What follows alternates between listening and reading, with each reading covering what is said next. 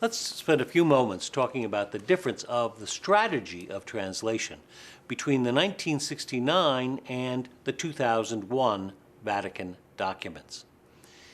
In 1969, the Congregation for Divine Worship issued a document in French. Note, it was not in Latin, but in French. It was called Comme le prévoit, as the Council foresaw. The main point of that strategy of translation is as follows. It is not sufficient that a liturgical translation merely reproduce the expressions and ideas of the original text.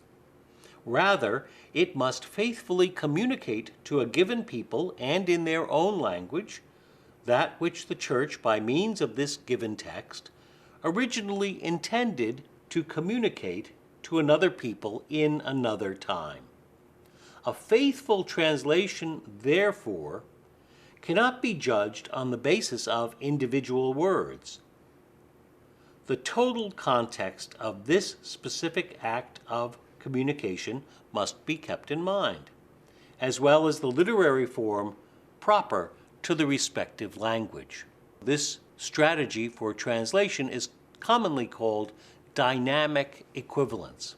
While trying to remain faithful to the original meaning of the text, it seeks to put that text into a language which is very intelligible, readily intelligible by the people who are listening to it.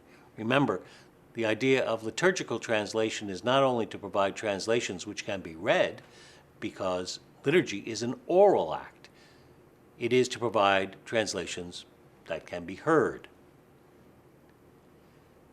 Now, a rather important change took place with the new document on translation, Liturgiam Authenticam, authentic, genuine liturgy, that was issued by the same Congregation for Divine Worship and the Discipline of the Sacraments in 2001. Here is the relevant text from Liturgiam Authenticam at paragraph number 20.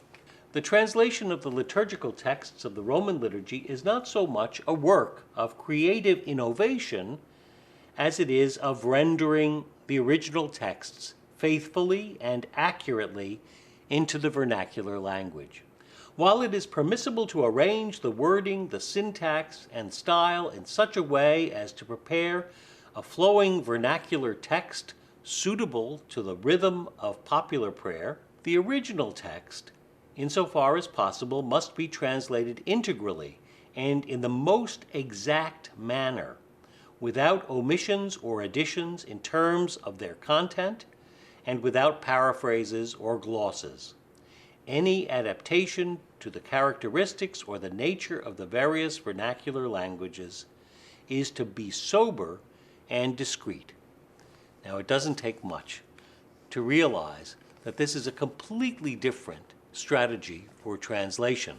Sometimes this strategy has been called formal correspondence. Every element of the original text is to be rendered in the English, French, German, Portuguese, Spanish language. So a completely new strategy for translation is operative in today's Roman Catholic Church. Much changed between 1969 and 2001. In order to implement this strategy for translation, the Vatican demanded that Missal change its personnel. The director of the work for many, many years, an executive secretary, was a layman, Dr. John Page. The secretariat worked out of Washington, D.C. The Vatican also created, Pope John Paul II, also created a new commission to aid in the translation of the liturgy and to oversee the work of Missal from the point of view of the Vatican.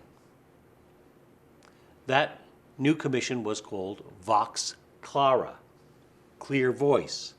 You can see standing from the left, Father Anthony Ward from the Congregation for Divine Worship, Bishop Philip Boyce, Archbishop Alfred Hughes of New Orleans, Monsignor James Moroney from the United States, who in many ways acted as the secretary of this commission, Archbishop Terence Prendergast, S.J. of Ottawa, Archbishop Kelvin Felix, Archbishop Peter Sarpong, Abbot Cuthbert Johnson, Father Dennis McManus, also from the United States Liturgy Secretariat, and then seated Archbishop Oscar Lipscomb of Mobile, Alabama, Cardinal George Pell of Sydney, the chairman of the commission, Archbishop Oswald Gracias, and Cardinal Justin Regali of Philadelphia.